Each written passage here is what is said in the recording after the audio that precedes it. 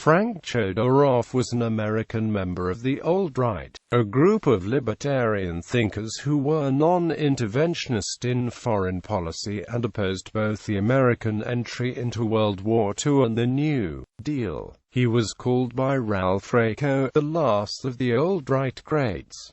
Early life. Born Vishal Chodorovsky on the Lower West Side of New York City on February 15, 1887. He was the 11th child of Russians Jewish immigrants. He graduated from Columbia University in 1907, then worked at a number of jobs around the country. Working in Chicago, he read Henry George's Progress and Poverty. Chodorov wrote that he read the book several times, and each time I felt myself slipping into a cause.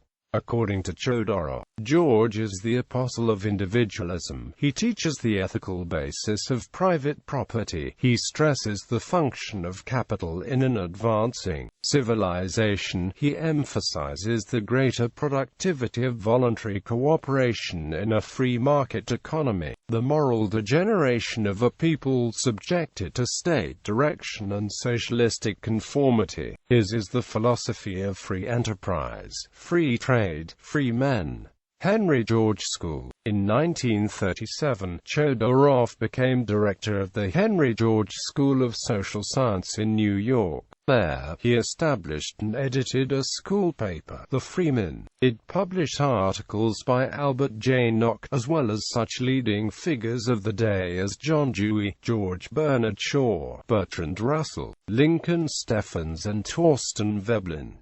Chodorov used the magazine to express his anti-war views. Every day we must repeat to ourselves as a liturgy the truth that war is caused by the conditions that bring about poverty, that no war is justified, that no war benefits the people, that war is an instrument whereby the haves increase the hold on the have-nots, that war destroys liberty. With the coming of World War II, such views were no longer tolerated. Chodorov was ousted from the school in 1942. He wrote that, "It seemed to me then that the only thing for me to do was to blow my brains out, which I might have done if I had not had Albert J. Nock by my side." Nock had weathered similar war fever during World War I when, as editor of the anti-war journal The Nation, he had seen that magazine banned from the U.S. mails by the Woodrow Wilson administration. Analysis.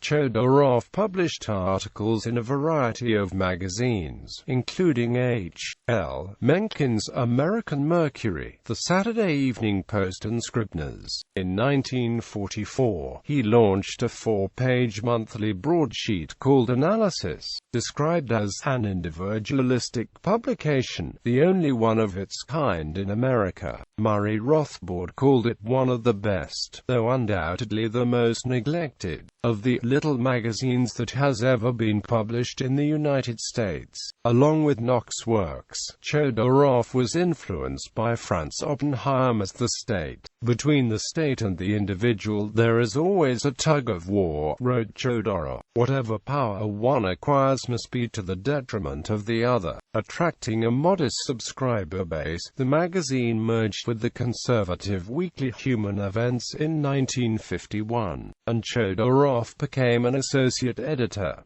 The Freeman. In 1954, Chodorov again became editor of The Freeman, in its new incarnation, revived under the auspices of Foundation for Economic Education. He contributed several articles over the years to its Essays in Liberty series, beginning with Volume 1 in 1952.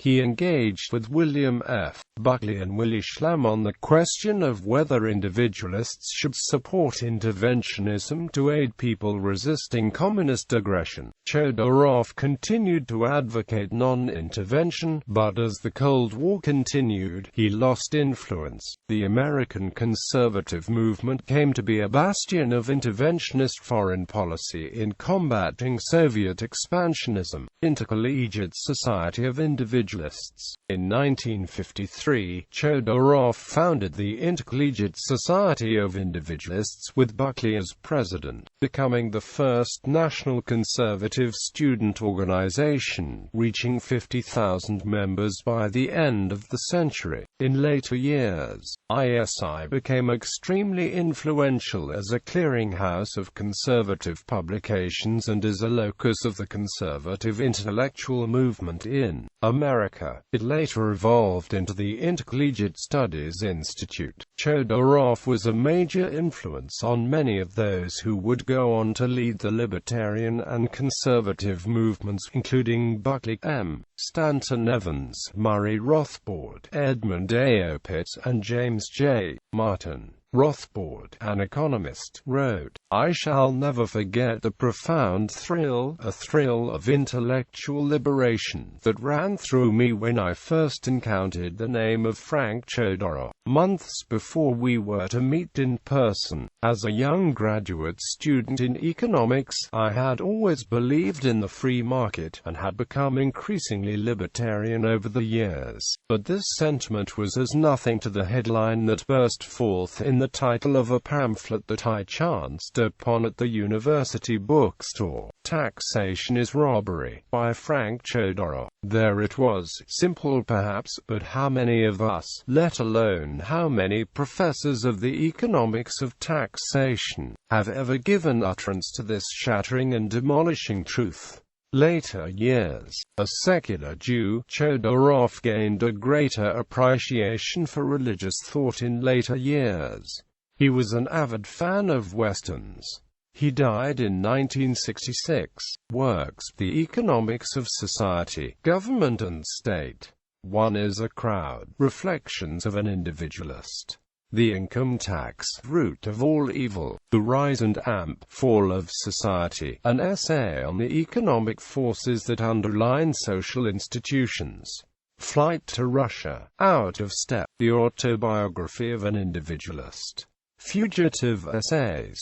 In Popular Culture. In the North American Confederacy Alternate History series by L. Neil Smith, in which the United States becomes a libertarian state after a successful Whiskey Rebellion and the overthrowing and execution of George Washington by a firing squad for treason in 1794. Frank Chodorov was chosen by the Continental Congress to be H. L. Mencken's successor after his assassination in a duel in 1933. He served as the 20th President of the North American Confederacy from 1933 to 1940. He is succeeded by Rose Wilder Lane, who served as the 21st President from 1940 to 1952.